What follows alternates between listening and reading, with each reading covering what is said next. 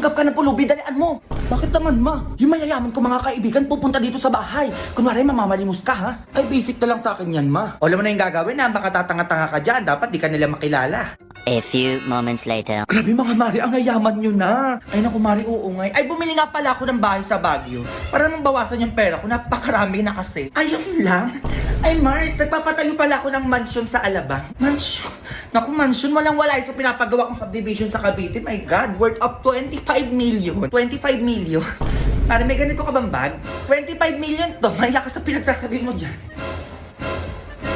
Ay mga Mari, tanong ko lang, pag may nanghihingi bang pulubi sa inyo, binibigyan nyo? Ay oo naman, 100k pa nga minsan yung inaabot ko eh. 100k, maliit yun Mare. Sa akin nga kapag may namamalimos, kotse agad yung binibigay ko. Oo, ayun lang kasi yung kaya ng budget ko. Ah talaga? Ayan no, may pulubi ng lilimos. Palimos po. Ay naku bata, kawawa ka naman. Eh, sakto may cheque ako dito. Ayan o, cheque. Sa inyo, 200,000 yan. O, 100k kanya te sa'yo. My God, 100k, ang liit. Eto may cheque din ako dito, ayan o. Yours na to 200k. Oh. Ay, tinaasan ka. 200k na yung kanya. Oh. Paano ba yan? Ay, Mari, tama yung pulubi. Tinaasan ka nga. Kaya nga eh. Ay, yours na pala tong relo ko. Oo. Worth of 300,000 lang naman to. O, sa'yo na yan. Ay, nagrelo na. Paano ba yan? Ayaw patalo. Oh. Eh, walang kwenta yung 300k na relo niya dito sa kwintas ko. Ayan oh. Worth of 1 million yan. Yours na din to. Alte, kwintas na. O, paano yan? Tinaas na ng 1M. Ay, 1M lang. Sa'yo na tong kotse namin. Oo, worth of 5 million to. 5 million. Oo, umuwi ka na sa inyo. Ayan yung kotse. Ay, nagpa-kotse na siya. O, ano yung iyo? Pulubi ka, di ba? Paano ka uuwi? Wala ka namang bahay. Tama, te, wala akong bahay. So, sa'yo na tong mansion namin sa Manila. Oo, worth of 10 million to. Ito nga pala yung titulo at saka yung susi. O, kunin mo na. O, wala ka pala sa pamansyon ni Madam eh. Ano talaga magpatalo? O, alis na ako ha. Be, ingat ka ha. A few moments later. Ma, ano na? Asan na yung binigay nila? Eto ma, oh. Grabe, ang yaman naman nun. O, diba? Sabi ko sa'yo, may yaman yung mga yan eh.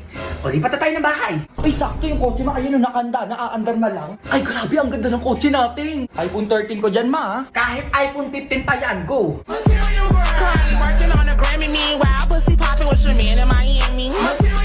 Ano yung badges na sinasabi ng teacher mo? Badges, ma? Oo, pati mo sinasabi sa akin.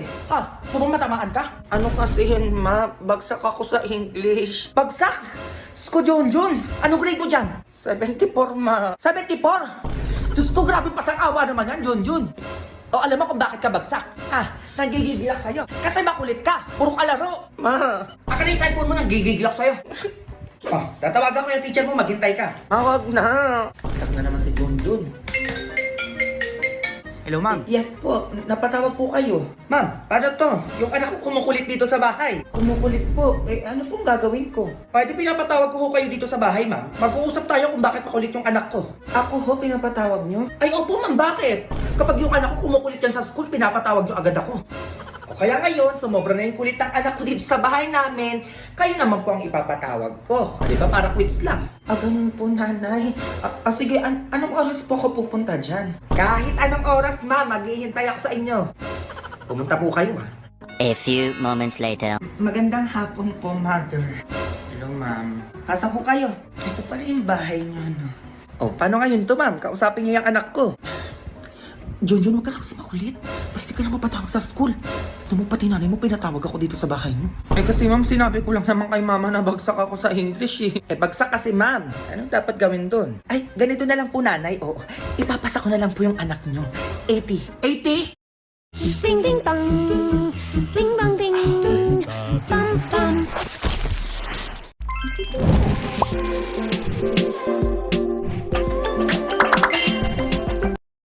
Ay, sorry po, 95. Baka pwede na yun. Ayan, ayan. Pwede yan. 95? Ay, patingin ako. Baka mamaya di mo nilagay. Ay, nilagay ko po. Ayan po, oh. Junjun, 95. With high honor. Ay, edi top 1 na ako niyan, ma'am. Uy, grabe naman. Oh, ma'am, sorry, wala pong Maria Marienda dito. Pwede na po kayo umuwi. Ma'am, ingat po kayo. Working on a Grammy, meanwhile, pussy popping with your man in Miami. Welcome. Andito po nabibili yung milk tea, no? Yes, coffee and milk tea shop. Anong order mo? Ay, may coffee kayo dito. Coffee and milk tea shop ka, di ba? Malamang meron. Kung ano order mo? Sige, isa pong order ng coffee, yung Great Taste White po. Yung Great Taste White? Wala kaming ganyan dito, be. Mga cappuccino hot coffee lang meron kami. Akala ko ba coffee shop to? Bakit walang Great Taste White? Sige, ano na lang po, isang order ng coffee ko, yung twin pack. Nakakatawa yun. Ha? Mukha ba kami sari-sari store dito? Ay, ano na lang po pala, milk tea na lang po. O, flavor na milk tea mo. Ay, ayun po, yung caramel macchi. Ay, anong basa dun, te? Ayun, no? Saan? Ayun po, caramel macchi. May chocolate kami, babakabit mo. Ay, ayoko nun. Mocha na lang. Mocha yun, hindi mocha. Ay, sige, isa nun. Ano size ng drinks mo? Size po. Ano pong size yung meron kayo dyan? Short, tall, grande, 20, 30. Alin dun? Sige po, pwede naman. Ano pwede naman? Alin dun? Ay, ano ba? Yung saktuhan lang. Yung saktuhan lang. Ano sugar level ng drinks mo? Sugar level po? Ko lang ba yung sugar level na yan? Hindi ko alam yan. Nakikiuso lang naman ako eh. Baka pwede pakibilisan. Ang dami nakapila po. Sugar level lang naman. Tumasag. Sugar level? Yung brown sugar po. Hindi po brown sugar yon. Yung sugar level po ng drinks nyo. Sugar level? Ano ba yun? Sugar level 2 po. Level 2 yung sasabi mo dyan. Ay, ano pala, sorry, nakalimutan ko. Yung sugar level 4 po. Anong level 4? Yung percentage ng sugar ng milk tea mo. Ay, ano po ba choices sa sugar level na yan? 50% or 100%? Sige, saktuhan lang. Palamig na lang sana ako. Diyos ko, ganito pala umorder ng milk tea. Napakaraming tanong. May sinasabi ka? Ay, wala po. Ano po yung sinker nyo? Sinkers? Ano yung sinkers? Ano yung sinkers? Ay, naku, nakakaidamay dyan. Dalian mo na lang, kanina pa kami dito. Ano po available? May tapioca pearl, may pudding, may cream cheese. Ay, kung ano na lang po yung bestseller niyo. Bestseller? Dine-in o take-out? Diyos ko, tanong na naman. Dine-in o take-out? Ay, sorry. Dine out na lang po. Anong dine out ang pinagsasabi mo? Dito ka ba kakain o sa labas? Kahit ano na po. Kahit ano. 80 na lang. Magkano po? 80. Bingi ka? Ay, ano po yung 80? Diyos ko, tanda-tanda mo na. Di mo ba din alam yung 80? 80 yon. 80 pesos. 80. Ito po yung bayad. Oh, 80 minus 100. 80 minus 100. Ay, sa inyo na lang po yung sukli. Ayan, ganyan. Mupo ka na muna doon tapos wait mo na lang order mo ah. Ano meron dito? Ay naku, birthday ko naman. Kumain lang kayo dyan. Ay sabi ko na may birthday yan eh. Pagkakataon na to para ibalik ko na yung mga gamit na hiniram ko kay Mars. Ay naku, andun yung pagkain, madami pa oh. Ay naku, Mars. O bakit andito ka? Ano kasi, Mars? Sasoli ko na tong timba mo. Tagal niya pala sa bahay. Hindi ko napansin. Mare, tagal na neto ah.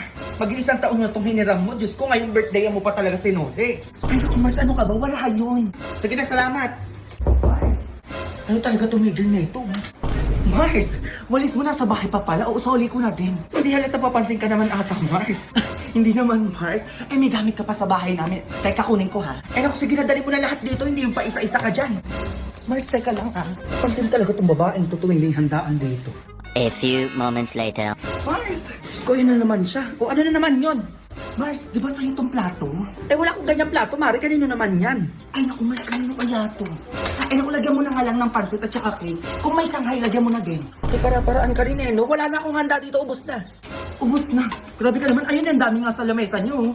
Pambisita ko na lang yan eh. Magbibigay ka o magtatawag ako ng barangay para matigil ang ingay nyo dito. Mars! Naku, yan ka na naman. Sige, sa'yo na tumahanda ko, teka. Madali ka lang pala kausap, Mars. Gusto mo magpabarangay pa ako dito eh. Mars, nakakaya naman sa'yo eh. O, iyon na to lahat. Ayun. Uwi ko na muna to, Mars ha. Nung handa nyo sa rep na graham at saka salad, balikan ko na lang. Ay, nilahat mo talaga, Mars. O, sige, balikan mo na lang. Currently working on a Grammy, meanwhile, pussy popping with your man in Miami. Ma'am, ito naman. Sila Aling Paset, chismis na naman tayo sa mga kumari niya. Anong chismis na naman yan? Hindi talaga ako tinitigilan ng mga yan eh. Ano pinagsasabi ng mga yan? Hindi ka doon magbabayad ng mga bayarin mo dito sa bahay. Talaga? Ano pa? Ito pang malalama. May nililigawan doon sa mga ibang babae. Ano? Uy, ano yun? Totoo yan? Sinong babae yan? Naku po, chismis na naman yan, darling. Parang di mo naman kilala si Paset. Ikaw lang mahal ko. Sigurado ka, ha? Mata sa akin mga chismosang yan. Eto kayo. Chismosa kayo. Oy, baboy. Grabe naman ito. Mars, anong chismis na naman yung may nililigawan yung asawa ko na ibang babae? Hoy, Mars, hindi chismis yun. Totoo yun. Asan mo na naman nasagap yung chismis na yan? Ayan o, sa asawa mo nagkikwento dito kagabi nung lasing siya. Ay, ganon. Ako na dali na. Oh, eto na, videoan ko pa nga, oh. Oh. O ano yung sabi mo kanina? Binibidyoan kita. Piniligawan ako babae. Tapos? Maganda. Maganda ng asawa ko. Naku po, sasabihin ko yan sa asawa mo. Buti binidyoan kita. Ano sabihin yan? Ah, ganun. Lalayas ka sa bahay na yan. Manda ka saan mamaya? Darling naman. O ano, okay ka na? Oo, okay na. O mamaya ka sa akin. Dito muna ako sa lalaking to, teka. Uy, darling, ano ka ba? Lasing lang ako noon. Halika dito. Uy, ano na nangyayari? Oh! Smuso talaga to.